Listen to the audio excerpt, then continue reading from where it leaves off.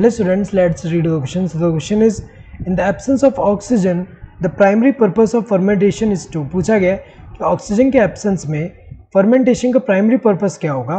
तो अगर हम देखें यहाँ पे सबसे पहले जो ग्लूकोज है विच इज 6 कार्बन कंपाउंड, इसका ब्रेकडाउन होगा to form 2 molecules of pyruvic acid.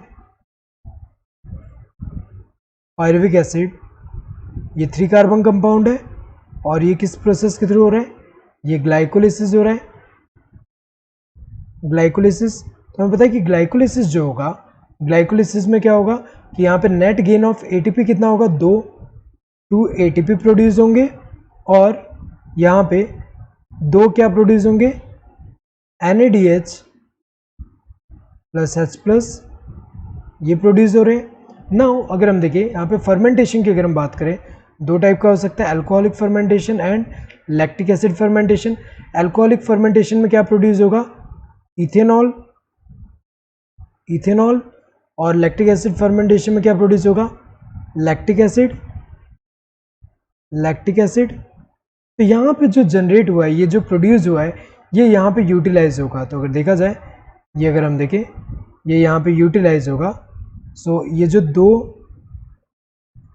NADH plus H plus जो है, ये क्या हो रहा है, ये यहाँ पे यूटिलाइज होगा और इसका क्या हो रहा है, ऑक्सीडेशन होके क्या बनेगा, NAD प्लस, 2 NAD प्लस बन रहा है. और यहाँ पे भी सेम है, इसका क्या होगा, इसका यूटिलाइजेशन होगा और बनेगा क्या, यहाँ पे 2 NAD प्लस. सो अगर हम देखें यहाँ पे इसका मेन पर्पस, यहाँ पे अगर हम देखें प्राइमरी पर्पस, अगर हम देखें प्राइमरी पर्पस ऑफ फर्मेंटेशन क्या होगा, NAD प्लस जो है इसको रीजनरेट करना, क्योंकि ये रीजनरेट होगा तभी जाके वापस यूज होगा ग्लाइकोलिसिस में for the production of NADH plus H plus. तो अगर देखा जाए, पहला क्या दिया है, produce amino acids from for protein synthesis. ये गलत है कि प्राइमरी पर्पस ऑफ फर्मेंटेशन ये नहीं होता कि एमिनो एसिड प्रोड्यूस करके प्रोटीन सिंथेसिस के लिए, तो ये तो गलत है.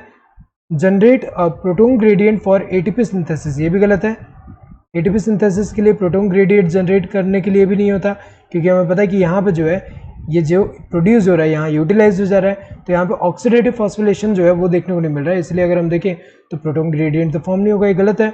Oxidise glucose to generate reduced electron carriers. So reduced electron carriers मतलब कौन सा होगा, ये जो ये वाला है, ये रिड्यूस्ड इलेक्ट्रॉन कैरियर है, NADH प्लस H प्लस. तो ये जो है इसको जनरेशन, इसके जनरेशन के लिए नहीं होता.